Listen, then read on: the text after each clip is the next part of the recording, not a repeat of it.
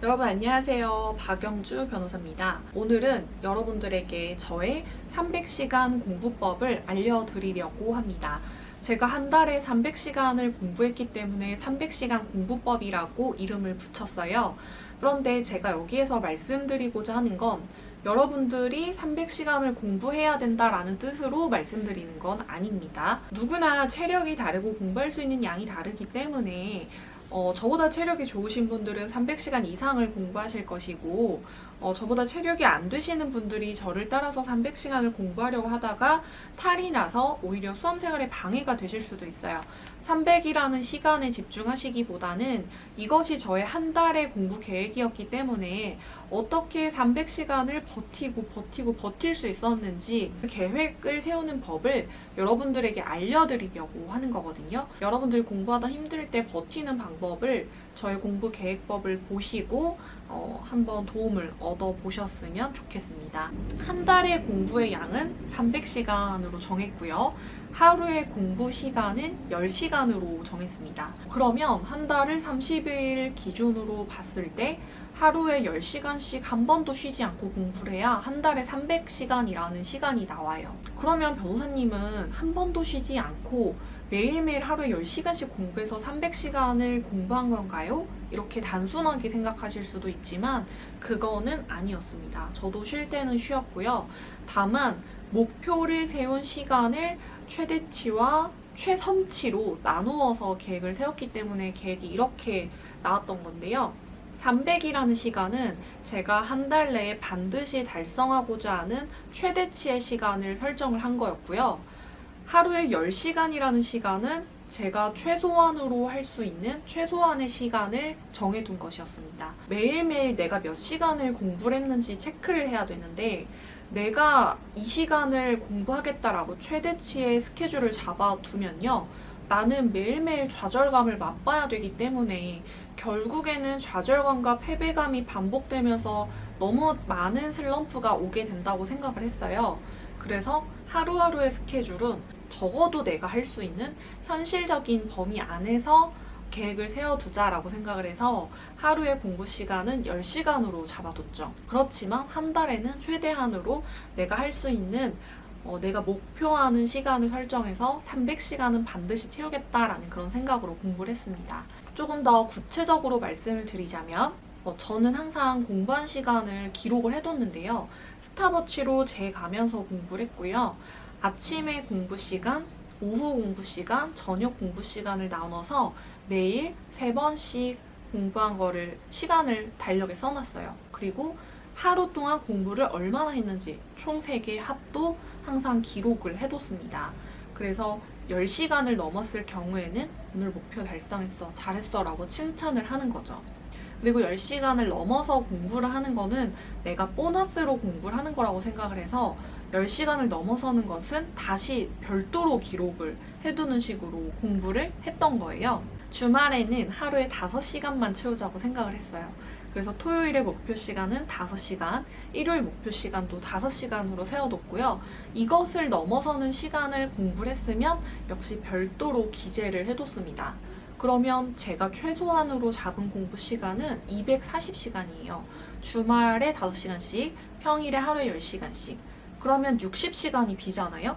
60시간은 제가 컨디션의 높낮이에 따라서 어떤 날은 조금 더 많이 공부를 하고 어떤 날은 조금 더 공부를 덜 했을 때 그거를 별도로 계산을 하는 식으로 좀 게임 스쿼트처럼 나눠서 공부 시간을 계속해서 체크를 했습니다. 300시간을 매달마다 채운 건 아니고 300시간을 못 채웠을 때도 있었는데요. 사실 우리가 한 달이 30일일 때도 있고 31일일 때도 있잖아요. 그렇지만 저의 목표 시간은 항상 300시간이었기 때문에 2달 단위로 밀린 거는 그 하루에 좀 보충을 해서 공부를 더 해야겠다라는 식으로 유연하게 공부 스케줄을 짜게 됐던 거죠. 이렇게 해서 2달 단위로 계속 체크를 하게 되면은 내가 다이어리를 보면 얼마나 공부를 했고 언제 공부가 잘 됐고 안 됐는지가 눈에 보이잖아요.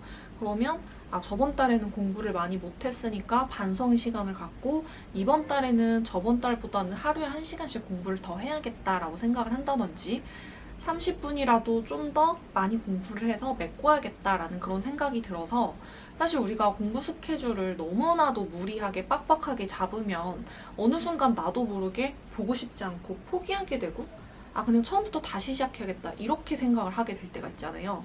그런데 제가 하루 스케줄은 내가 할 수 있는 최소한으로 잡고 한 달 스케줄은 내가 하고자 하는 최고의 스케줄로 잡다 보니까 이게 포기가 안 되고 유연하게 스케줄을 계속해서 유동적으로 바꾸면서 계속 계획을 수정해 나가면서 내가 목표한 것에 근접해 나갈 수 있도록 나를 이끌어주는 원동력이 되었기 때문에 이런 식으로 하루의 스케줄과 한 달의 스케줄을 만들어서 지속해서 나가는 게 굉장히 저의 공부에 도움이 많이 된다는 생각이 들었어요. 여러분, 사실 월요일부터 금요일까지 내가 하루에 1시간씩만 공부를 더 한다고 하더라도 한 달이면 20시간이 되기 때문에 결코 적은 시간이 아니거든요. 이런 식으로 해서 저는 10시간을 넘어서서 공부를 할 때는 내가 보너스로 공부를 더 한다는 생각으로 별도로 체크를 해서 남들보다 내가 이만큼 좀 더 앞서 나가는 거야 하면서 스스로 계속 칭찬을 해주려고 했고 10시간을 겨우 채운 날에도 자책하지 마. 우선 10시간 했으니까 됐어 하면서 나 스스로를 좀 다독여 줄 수 있는 그런 방법으로 쓰게 됐던 것 같아요. 그리고 우리가 슬럼프가 왔을 때 내가 떨어질까봐 불안하다는 그런 마음이 들 때 내가 공부를 했던 시간을 기록해둔 다이어리를 쭉 보면요. 정말 눈물이 납니다, 여러분. 내가 오전에 3시간, 오후에 3시간, 저녁 때 4시간, 혹은 어떤 날은 5시간, 6시간 공부를 해서 그런 것들이 빼곡하게 기록이 되어 있는 다이어리를 보면 내가 이렇게 공부했는데 떨어질 리가 없지. 나 지금까지 너무 잘해왔으니까 앞으로도 잘할 수 있어. 이런 용기가 나게 되거든요. 그래서 저는 이런 기록을 하는 식으로 계획을 계속해서 수정해 나가고 혼자만의 게임을 묵묵하게 가는 시간을 만들었던 그런 기억이 납니다. 오늘 문득 제가 예전에 썼던 다이어리를 보니까 한 달에 300시간을 목표로 해서 공부를 했던 그 시간들이 빼곡하게 써져 있는 걸 보고 좀 감회가 새롭더라고요. 제가 그 당시에 300시간이라는 시간을 목표로 했던 이유는 제가 되게 좋아했던 형사법 교수님이 계셨는데 그분도 저희 학교를 나와서 사법고시를 붙고 검사, 변호사 생활하다가 교수로 되신 분이셨거든요.